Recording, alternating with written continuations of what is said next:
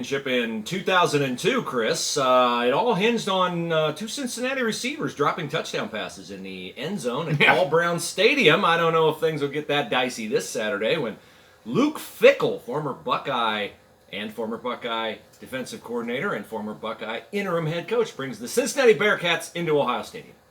So you posed a very interesting question on Twitter and put it out there, and when I started to think about it, I kept going back and forth on my answer. So thank you for doing this. I spent a whole day thinking about this and we should refresh, trying to get to the right answer. What's the question? We should refresh people's memory. And the question asked Sunday afternoon on Twitter was, if Luke Fickell had stayed at Ohio State, and he had chances to leave long before he left, correct? Oh yeah, absolutely. Many chances. And he stayed because Columbus kid, Buckeye, loyal. Had he stayed and had Ryan Day come in, would Ohio State have passed over loyal, longtime, former Buckeye Luke Fickell to name Ryan Day head coach, or would Luke Fickell be coaching the Buckeyes this Saturday? Here's the thing. I have a really good relationship with Luke Fickell. It started out when I hurt my neck back in 1999. Luke was a free agent with the Saints. He blew his knee out, so he and I were over at Ohio State University training with Dave Kennedy. And we built up a pretty good relationship over the years. He had chances to leave, but Luke was smart enough and fortunate enough that he made enough money, good money, where he didn't have to leave to take a head coaching job. He was perfectly content in what he was doing as a defensive coordinator at Ohio State. Now, I thought the Cincinnati job was the perfect job for Luke Fickell. Did he have a chance? I mean, I'm not asking you to inform. Did he have a chance for a MAC head coaching job at some point in time? I would say he's had many opportunities, like you said. And NFL opportunities as well, correct? Well, I think that Vrabel would have taken him in a heartbeat, and there's a bunch of guys that probably would have hired Luke I don't know if he would have gone as a coordinator, but I think Luke would have gone easily as a position coach. He knows a lot of football. He understands. He's really as genuine of a guy as you want to meet. I mean, you've talked to him over the years. He's a super guy. And, I remember when that Cincinnati job came open, I received a phone call from somebody at Cincinnati, and they were asking me about Luke. And, I don't think I could give a stronger endorsement for any coach than I did for Luke Fickell. I really don't. And I'm glad it's so far that it's worked out. Now, that being said, after thinking and pondering your question overnight, so let's just set this up. Yeah, go ahead. Luke Fickell played for the Buckeyes for 4 years, started for the Buckeyes for 4 years. A Columbus kid, a guy who was an assistant coach starting in 2002 and then became co-defensive coordinator for, I believe, 13 years. And then in the middle of the Jim Tressel mess, Luke Fickell agreed to become the interim head coach of the Ohio State Buckeyes. I know it ended up a 6-7 season, but boy, if you go back through that season, there were about 4 games that hinged one play or the other. It could have very easily been a 9-3, 10-2 season for Luke Fickell. It wasn't. It was 6-7. Then he goes back and becomes defensive coordinator again, and until the Cincinnati job came open. So he would have been on staff with Urban, and had he stayed, then you're talking about a guy who'd have been here around 20 years. So would you say that he took a very difficult situation over when Coach Tressel left and Luke was named the interim coach and a freshman quarterback? Exactly. A freshman quarterback. Joe Bowserman. Yes. Joe Bowserman started the first 4 games of that season. Let's let MJ say it on Twitter. And you can tweet us at @bhools at Chris_Spillman here on the Spillman Hooley podcast.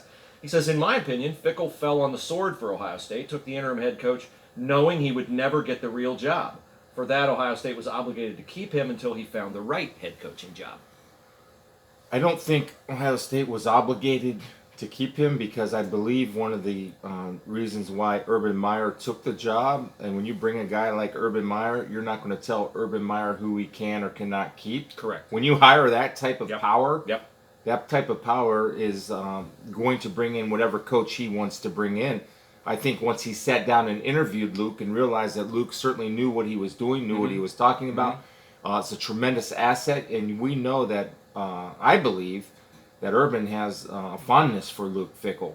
And Urban wanted Luke to get a job. But like Luke, Urban didn't want Luke to take any job that was available. And we see that all the time. We see guys who are really accomplished coaches. They position themselves to take a job. And Chris Ash comes to mind. Chris Ash is at Rutgers. He's in year 4 at Rutgers. Rutgers is a really hard job. They won last weekend. Oh, I know they did, yeah. I refuse to acknowledge Rutgers in the Big Ten. Sorry, Rutgers. But you got to take a job where if you've done the hard work, and sometimes it's more than a decade of hard work to get your shot, you got to make sure that when you get your shot, it's a place where you can also win. Well, that's interesting that you say that about Luke, because this offseason, a Power 5 school came hard after Luke. West Virginia Mountaineers. And he did not take that. Mm-hmm. And that just tells you, I think, a sense of loyalty that Luke has. And I think that was the right decision that he didn't take the West Virginia job. I'm just going to get inside Luke's head for a second. Yeah. West Virginia. Hard to recruit to in the league you're in? I would say yes. Although The you got Big 12. You got Pennsylvania and Ohio, and I know people say, but still, you're playing in the Big 12. Yeah. You're not playing in the Big East. You're not playing even in the ACC. And let's face it, Penn State, Ohio State, Michigan, all those, you're going to have to try to outslug them in recruiting. Big 12, you've got established powers, Texas and Oklahoma. Right. And so I think in terms of, I'm not saying West Virginia is a worse job than Cincinnati, but I'm saying if you're trying to win, Luke in the AAC and the athletes he can get in Ohio, who he knows from the coaches from being at Ohio State, I think Luke can use that job as a springboard to a job better than West Virginia. Right. Well, it's obviously easier to win in Cincinnati and with the competition that they play than it is to win at West Virginia. Now, maybe it's for less money, but I think Luke's paid pretty well down at UC. And I remember having this conversation with Tom Herman. And Tom Herman, when he was at Houston, Tom would have been perfectly happy staying where he was, making good money. I mean, he was making really good money at Houston. Which is almost the same kind Why of... would I take any other... why would I take a Power 5 school job, Bruce, if it's not a job where I can win? It's crazy. Right. Because it makes no sense. Houston, you have access to those second-tier guys in a football-rich state like Luke does here, and you're in the same kind of a league where you can dominate. And Herman did dominate. Yeah. So the same league, right? Yeah, same league. So the question then becomes, okay, so Ohio State job opens up after Urban has his health issues and whatever, decides to leave coaching. And the question came up, would Ohio State hire Ryan Day or Luke Fickell if Luke was still there? Ryan Day, 2 years at the time. Luke Fickell, let's say 20 years. Longtime defensive coordinator and interim head coach. So go first. Having done a solid. Go first. Well, I think you're going to be surprised at my answer. Okay.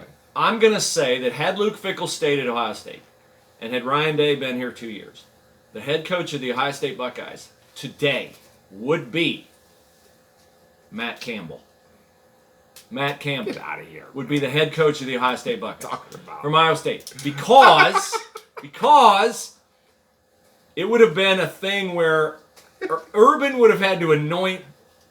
I can't see Urban wanting to take the hit for, well, Urban, he's not afraid. See, he doesn't care. He doesn't care. But I think Urban would have wanted it to be Ryan Day. Because Urban's an offensive guy, not because he doesn't like Luke.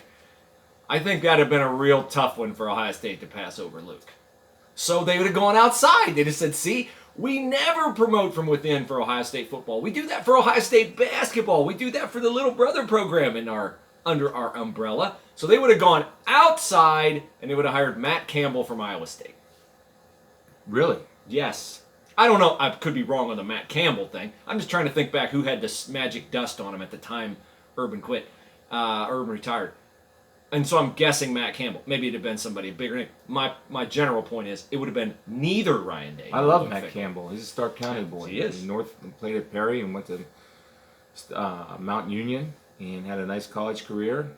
Recruited my son Noah to play at Toledo. He's a great guy and a great young coach, although they just snuck by Northern Iowa in 4 overtimes this week, so people got the win. Yeah, got the win. Here's who I think it would be. If Luke was here, I still think that Urban would have promoted Ryan Day. I think Ryan Day is a... It's interesting you say Urban would have promoted. I thought it was the athletic director's You know decision. what I mean. Okay. All right. You might be... That's a Freudian slip there by you. Maybe it was. Who was ever in charge would have promoted Ryan Day to the head coach, and here's why.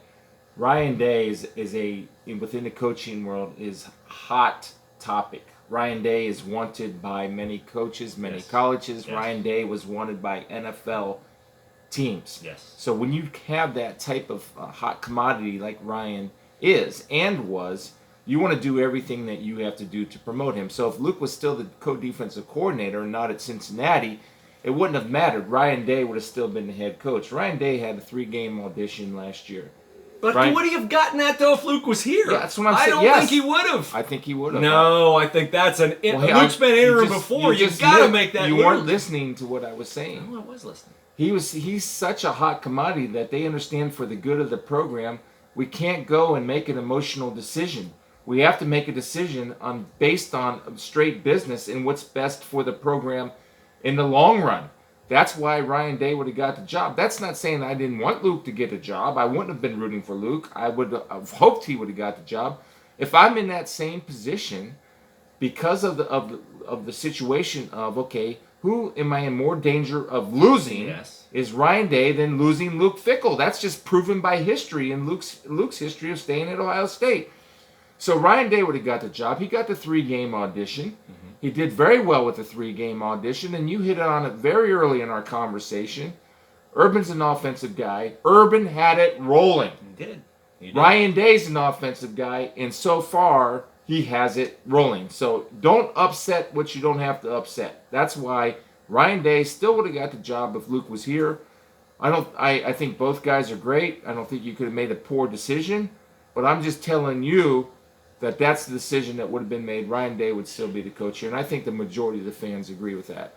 Yeah, I mean, how could you not be happy with Ryan Day based on what we saw Saturday, 45-21 over Florida Atlantic? The Justin Fields era looks like it's going to be really memorable and really fun. I think there are tons of variables in this that we can't know. Number one, if Luke Fickell had stayed, would Greg Schiano have ever been here? How would the defense have played? I mean, we're assuming the defense would have played lousy last year. I'm not sure the defense would have played lousy last year if Luke Fickell was here. Yeah. And I'm not sure, and in fact, I do not agree with your assessment that Ryan Day would have been the interim last year when Urban was suspended. I believe that would have had to have been Luke Fickell. I disagree. Okay. We'll disagree on that. We'll but disagree. Here's the other thing, too. I really believe, and I think he knew this, and again, speculative on my part, that Luke knew he had to go. Mm-hmm. It's time to go. You got to fly the nest. Yeah. You got to get out of here. Yeah. You have to get out of here, whether it's going to the NFL, taking another job. It's time for you to go and make your own. Luke took one for the team. The one guy that tweeted the show is absolutely correct. Luke was put into a possible situation. He took one for the team. He was compensated for it. He had no promises coming back when Urban came in. He went in, he interviewed Urban. I talked to Urban about Luke. Mm-hmm. Urban ended up keeping Luke Fickell on staff, which was a great decision by Urban. And Luke was a great team guy. But for his career, he had to make the move. And good for him that he was patient enough to wait for the right job to come around. And they won 11 games last year. They're off to a good start this year, and they have the chance of a lifetime Saturday afternoon at noon in the Horseshoe. They certainly do. Brian tweets the show, and he says of Luke Fickell or Ryan Day, he says they would have hired whoever had the better chance of retaining Mariotti. I assume he means Marotti, not Mickey Marotti, not Jay Mariotti, the sports writer. I don't think Jay has anything to do with Ohio State's success. Yes, correct. Yes, just kidding you, Brian. I appreciate you listening to the show. We appreciate you tweeting the show. We're just having a little fun. That's what we like to do here. What do you think? What do you think of his answer? What do you think of that? Well, I mean, Ryan Day, it's inarguable. He retained the Meyer Mafia, Marotti, Pantoni, Voltellini. He got all three of them. He kept every soprano here on campus. I don't know if Luke Fickell would have done that. You say that in jest, I'm sure.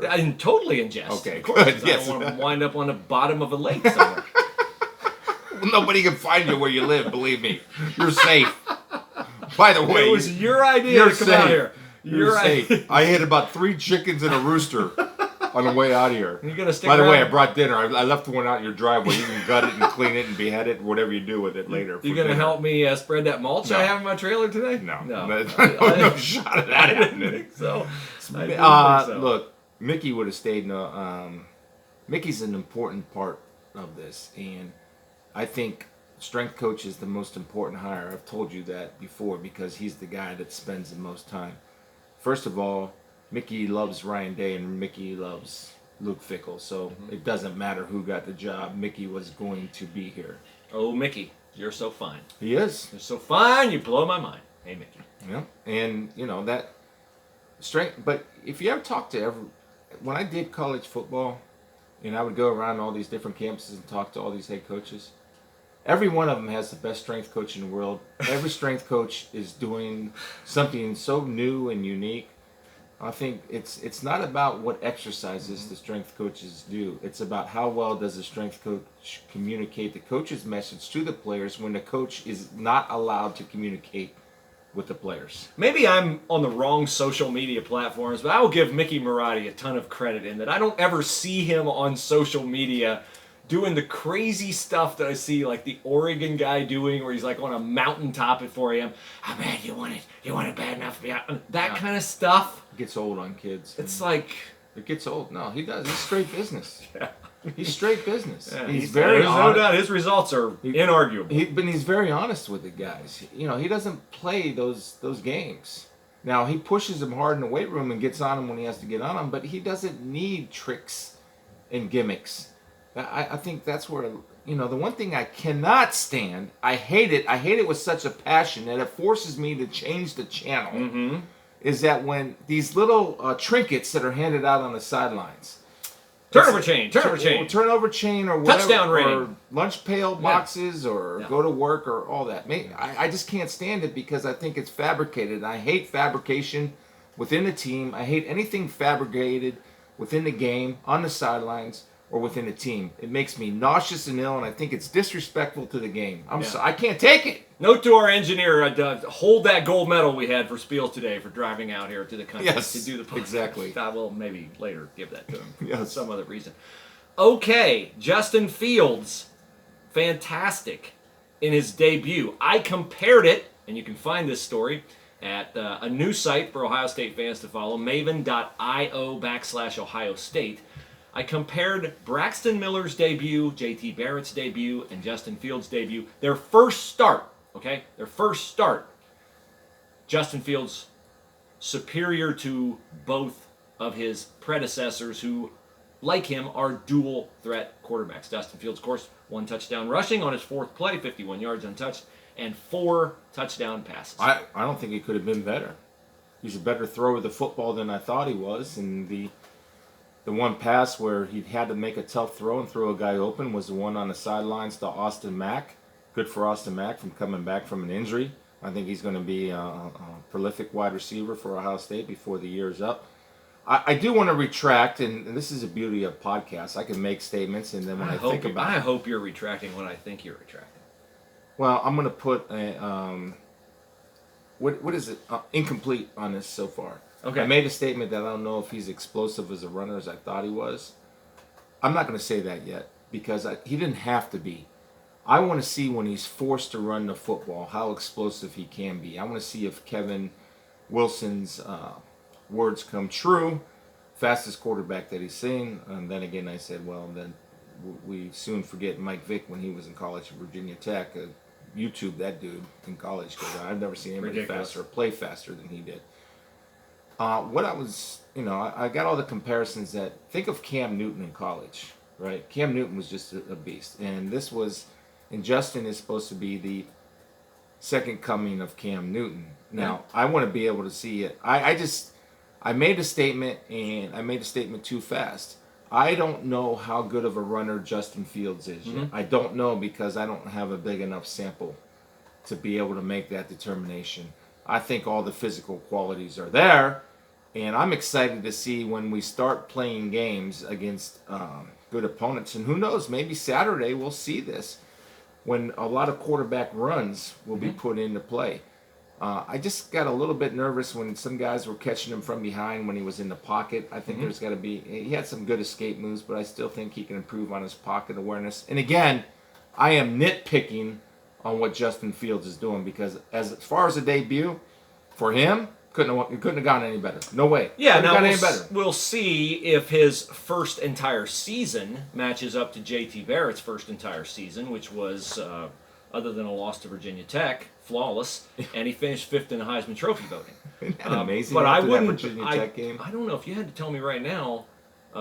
Bet yes or no, Justin Fields finishes in the top 5 of the Heisman, or no, he doesn't finish in the top 5 of the Heisman. I mean, it seems a little strange to say, oh yes, he will, but it also seems a little foolhardy to say no, he won't, based upon his stats and how I know they're going to use him. Well, one thing Justin has is tremendous talent around him.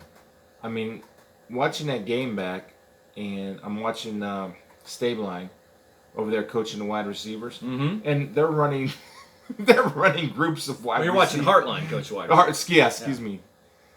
They're running groups of wide receivers out at a time, like 3 or 4 out at a time. You know, and then I'm watching other college football games, and they're just begging for one of those guys to transfer to them. Yeah. Except it does. College football feels to me after week 1, and I know it's early. It feels to me like the NBA during the LeBron Golden State Warriors era, if you cloned the Warriors and LeBron, because college football feels to me, the playoff almost feels like a fait accompli right now. It feels like Alabama, Clemson, Ohio State, Georgia, Oklahoma. 5 teams for 4 spots. That's what it feels like. And that's what it's been. Well, other than Notre Dame last year, yes, I remember you were Let's see what Texas looks like, too. Okay, we'll LSU. see what Texas looks like against Joe Burrow and LSU. Get them at home. It's tough to get the sample size because there was only one matchup with ranked teams last week, and that was Auburn and Oregon. Mm-hmm. So it's hard to say right now. By the way, what college football team is the furthest west in the geographic United States that we really need to pay attention to? Is there a team west? Hawaii. Well, no, I mean, I guess we have to pay attention to Oklahoma. But, I mean, is there the Pac-12? What I'm getting at is the Pac-12. Just not a big fan of the Pac-12? Oh. Had a rough week. Well. Although Stanford beat Northwestern. Oh, yeah, that was a scintillating performance. I was like going back to 1980s. 17-7. It looked like I could have played in that game. Holy cow, that was terrible. Both quarterbacks were bad, and Kevin Costello, the Stanford quarterback, got hurt. UCLA was dreadful against Cincinnati. And the USC Trojans lose quarterback JT Daniels from the season with a torn ACL. That's a very bad break for him and a very bad break for Clay Helton. Although, is it? Maybe that gives Clay Helton an excuse. I don't think we have a chance. I got to play a true freshman quarterback. Urban took all the excuses away when he wins the national championship with Cardale Jones when you're at a place like USC or Ohio State. No more excuses. Urban Meyer did it with his third-team guy with 4 days to prepare for the Big Ten championship. And by the way, a run through the playoffs. Yeah, I heard this morning already on a national sports show them talking about Urban Meyer to USC. All right, here are the numbers. No way. From the debut start for Justin Fields, JT Barrett, Braxton Miller. Justin Fields had 234 passing. JT Barrett had 226. JT threw for 2 touchdowns, 1 pick. Justin Fields for 4 touchdowns. And Braxton Miller, not a thrower, of course, at that point in his career, even though he had 2 TDs, only 5 completions in his start. Yeah, well, it's just a different type of player. It's a different type of offense, too, by the way. Let me give you a little-known fact. What was Terrell Pryor's debut? I didn't look it up. Well, I should have. That's remiss.